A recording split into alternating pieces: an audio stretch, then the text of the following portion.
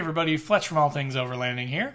On today's episode of the podcast / vlog, I'm going to be talking about why you should really consider going to like an Overland Expo East or West, or like a MOOR Expo, or like the KOAR Overland Adventure Retreat that I just went to, or Rendezvous in the Ozarks, or any number of these kind of like overlanding get-togethers.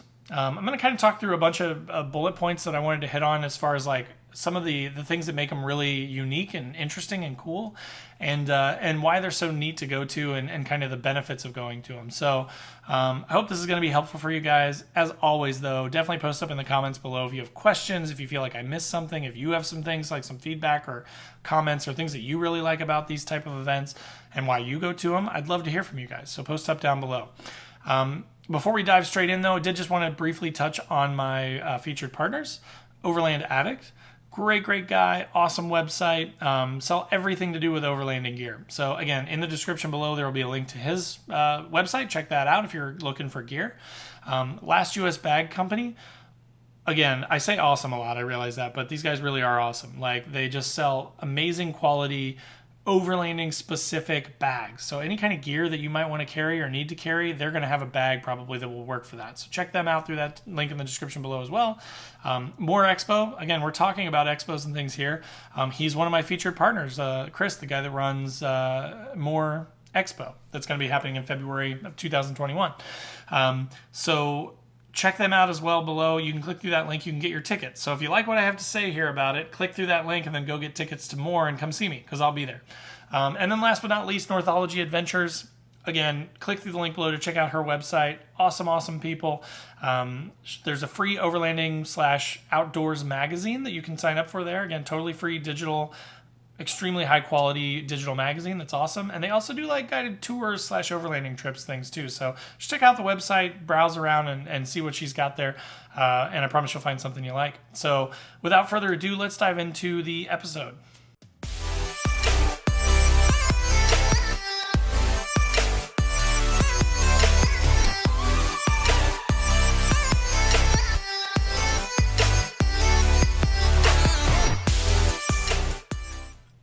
All right, guys. So again, on today's episode of the podcast / vlog, I'm going to be talking about expos and retreats and things like that, like these big overlanding events, right?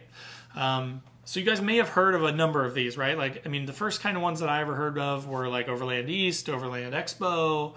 I want to say, I'm not 100% sure, but Overland Bound might either do stuff where they might just go to like the Overland Expos. And then more recently, I've heard of the MOOR Expo, which the first year for that was last year, and then the second year will be this year. It's going to be twice as big as it was last year, so 80,000 square feet. I mean, it's going to be this massive thing. They're taking extreme precautions for the COVID stuff, which I'm really appreciative of. I love that they're taking that seriously and really focusing on that, but to try and keep everybody safe, but also make it a really fun event. But everybody that went last year said it was amazing. I unfortunately was not able to go, but I'm going this year. I'm planning to sort of cover it. I'm going to be, videoing. I'm going to be interviewing people. I'm going to be hanging out. So I'm really excited about that. And then there's like Rendezvous in the Ozarks, which I really want to go to. I can't go this year, but maybe next year I'll be able to go to that. There's the KOAR Overland Retreat. It's the KOAR Overland Adventure Retreat is what it stands for. I just got back a week or two ago from that event, and it was life-changing, man. Like, it was so fun and so awesome to meet some great people, to see some awesome vendors, to get to explore some great trails in the Upper Peninsula of Michigan. So again, I'm going to kind of dive into like all of my thoughts around sort of why you should go to these events and like kind of why I think those are important.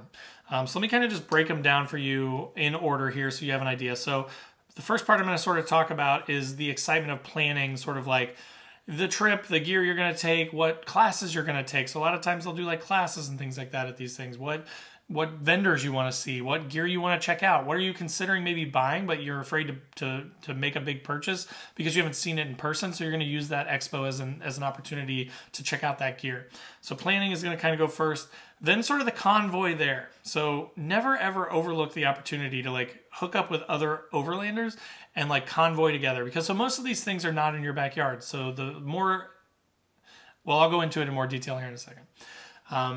And then the events. So as I mentioned, there's a number of different events that they have at these things. Everything from like trail runs to vendors to classes and things like that. I'm going to kind of dive into that in a little more detail.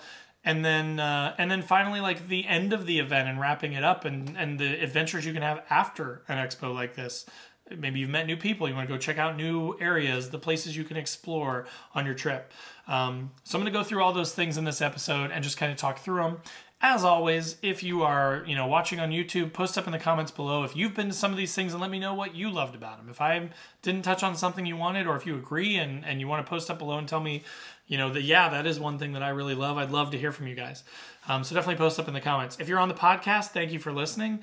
Hop over to YouTube and leave a comment there. Hit me up at allthingsoverlanding@gmail.com. Go to the website, allthingsoverlanding.com, and drop me a comment. However you want to get in touch. Facebook, Instagram, doesn't matter. Come hook up on one of those sites and shoot me questions or comments that you've got. I'd love to talk to you. So let's start with the first sort of section, the first sort of topic that I want to talk about. So planning. I know in several of my videos I've talked about planning for trips, and you guys know that I'm kind of a nerd about it, right? Like I love to make like checklists and think about all that gear, and like I almost have as much fun like ramping up to the actual trip, just thinking about all the gear I'm going to take and planning it out and making the Tetris pieces fit within the truck. Like there's just something fun about that. I don't know if it's a guy thing or what. Probably not. It could be a girl thing too. Maybe it's a dad thing. I don't know, like trying to get all the gear to fit in your vehicle for a long trip.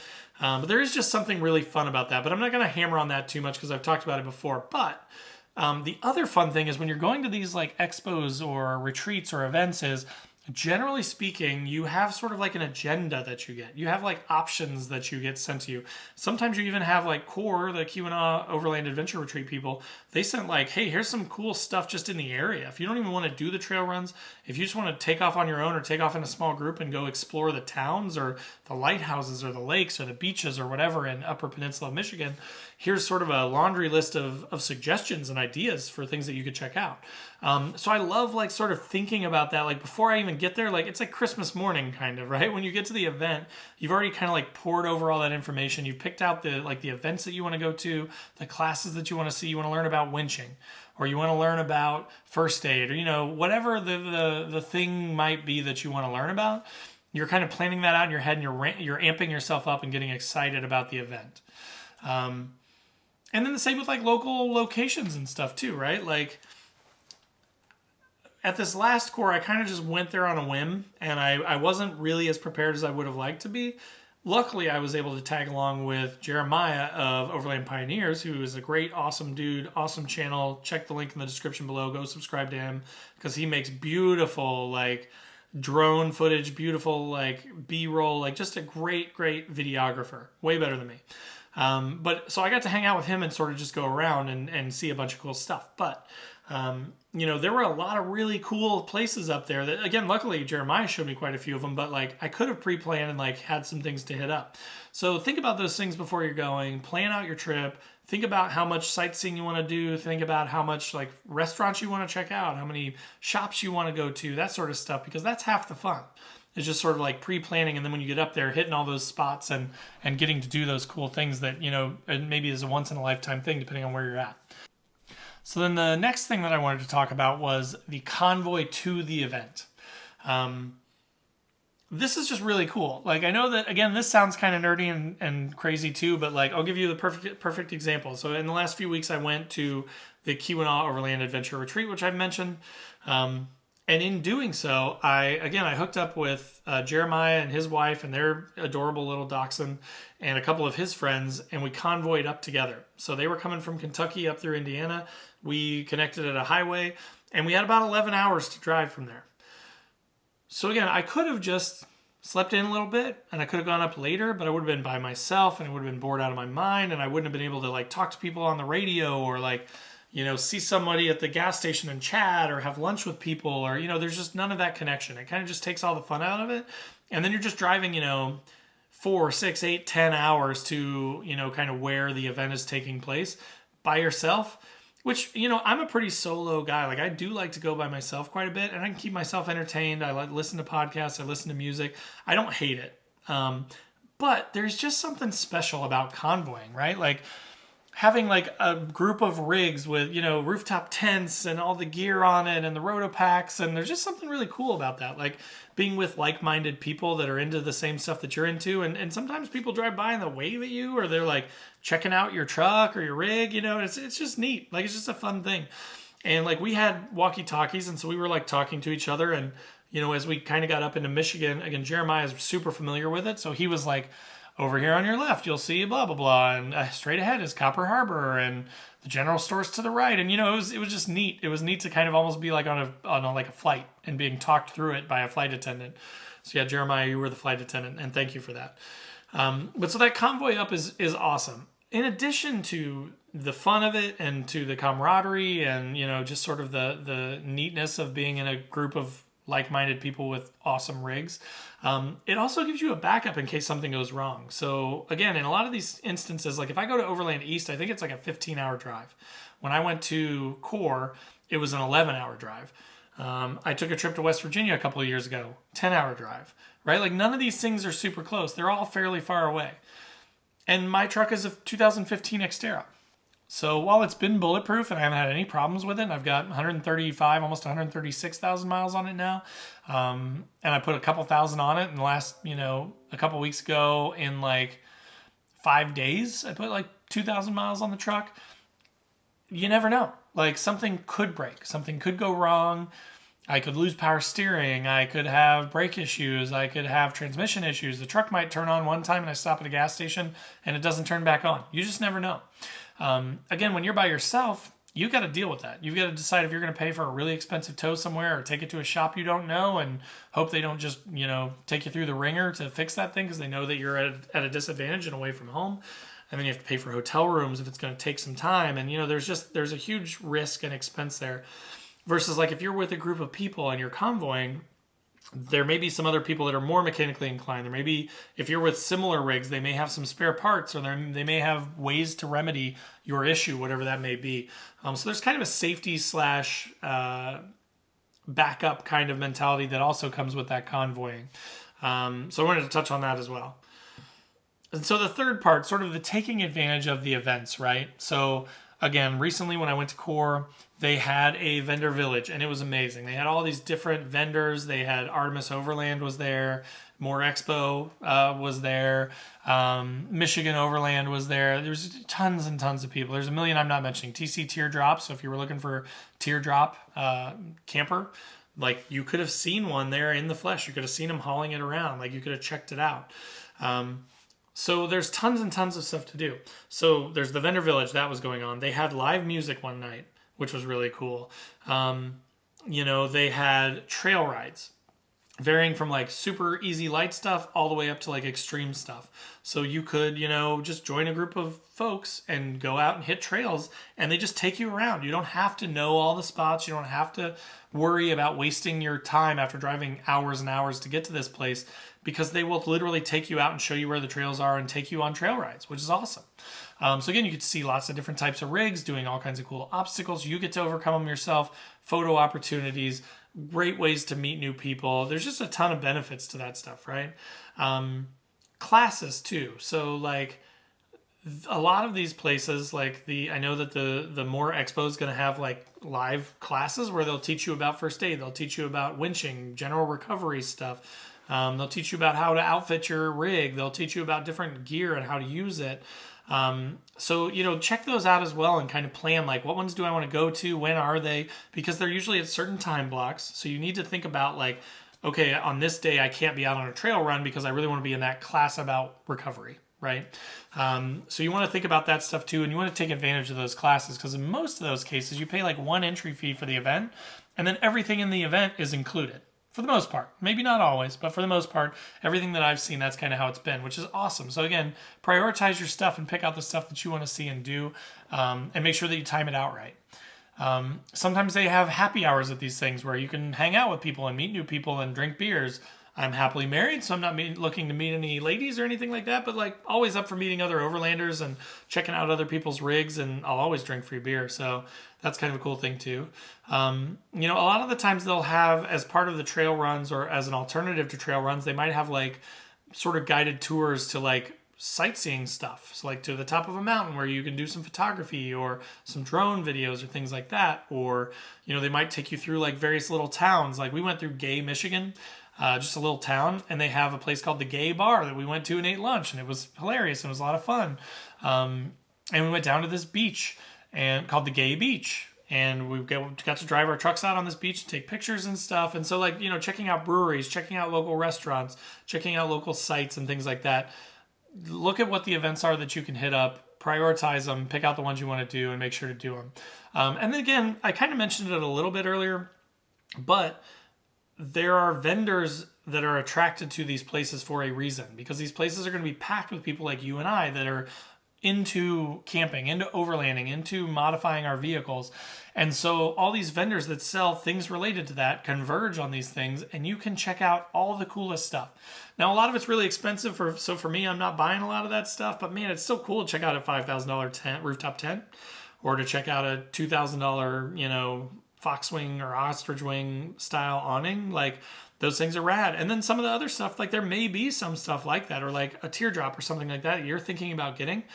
There might be 5 different teardrop vendors there, and you can check them all out in person. So before you bite the bullet and spend, $8 to $15,000 on one of these things, you can actually like check it out, look at the quality, look at the features, talk to the people that make the thing, right?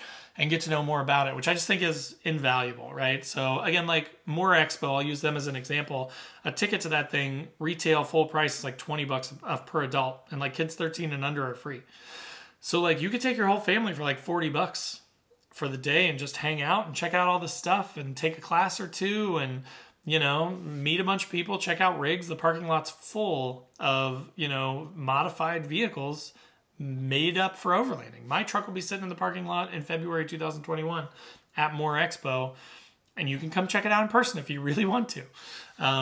So that's just another cool thing about these things, that you definitely should take advantage of all the events, all the trail rides, all the like tours and all that stuff, right? Check all that stuff out. And so then last but not least, when the event ends, it's kind of sad, right? Like it kind of sucks when the thing ends. Like when KOAR ended, I was sad. And I also had to kind of take off because I had to get back home, and I knew that it was like an 11-hour drive, and it was kind of starting to rain that last day. So I was like, you know what? I'm going to go like halfway, and then I'm going to camp in a national forest. I wanted to go camping another night. I wanted to spend another night overlanding and being dependent on my vehicle.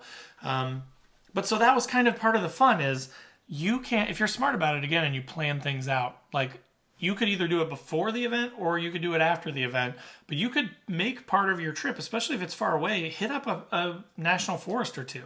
If you've got a 10 or 12 hour drive 4 hours a day and hit a national forest and find a beautiful, lakeside or creekside or riverside campsite or some sort of a beautiful campsite. Stop and just chill. Buy some local beers or drinks, that you might want to try, and just make your trip way less stressful, right? Like enjoy the trip back. Again, you're probably going to meet people at this thing. There may be people that are local to the area that can take you around and show you where some of these things are. Now, I'm not encouraging running out into the woods with strangers. Like, be smart about these things, right? But like, I know a few guys like, Overland Addict and Arkansas Off-Road and Ozark Adventures, Ozark Overland Adventures, Matt McClellan, all those guys that are down there in the Missouri sort of area around the More Expo. So my literal plan is to hit them up and require them to show me around, show me some of the rad, cool stuff that they've got down there in the Ozarks that I've never seen before and that I would miss if I was on my own, but I can go and hang out with them for a few days before or after the event. And like I was talking about too, like that's what I did from KOAR. It started to rain the last full day, and I could have just stayed and sat under an awning or under a tarp or something in the rain and just kind of hung out. But I decided, you know what? I've got an 11-hour trip back. I don't really want to have to wake up tomorrow in the rain, pack all my stuff up in the rain, and then drive home. I'm just already packed up because I was ready to hit trails that day and stuff. I'm just going to start driving and buy some local, Michigan beers on my way out of town, and then go to a national forest 5 hours away and just camp another night. And then I got up and I had like a 7-hour drive to get home. It was beautiful. It was awesome. I got to camp in another new place, got to check out some cool stuff, got to see another national forest that I've never been to before. So the end of the event is sad. It can be sad, But, you can kind of rehash the stuff that you learned. You could stop off at other national forests and make the most of your trip. You can check out some sites and stuff on your way home, especially if you're kind of being more leisurely about it. So if you're planning to go to one of these things, and let's say it's a 2-day, like a weekend thing, like more Expo is, maybe tack a few days on and take a few days off work before or after the event so that you can hit up some other national forests and stuff. Like, go do the real overlanding thing, right? Make it a 5-day trip, or 6 or 7 if you can do it. If you can get the time off work, take a whole week off. Go to the event, and then afterwards just hit up, different options on the way home. Check out different sites. Go to different states, that sort of thing. So yeah, make the most of your trip, right? Don't just look at the event as that's the only thing I'm going to do, unless that's all you can do. Like, if you don't have the time off work, that makes perfect sense. But if you can stretch it a little bit and make it, a little bit more valuable, give yourself more opportunities to do more overlanding or check out more things, then you should do it.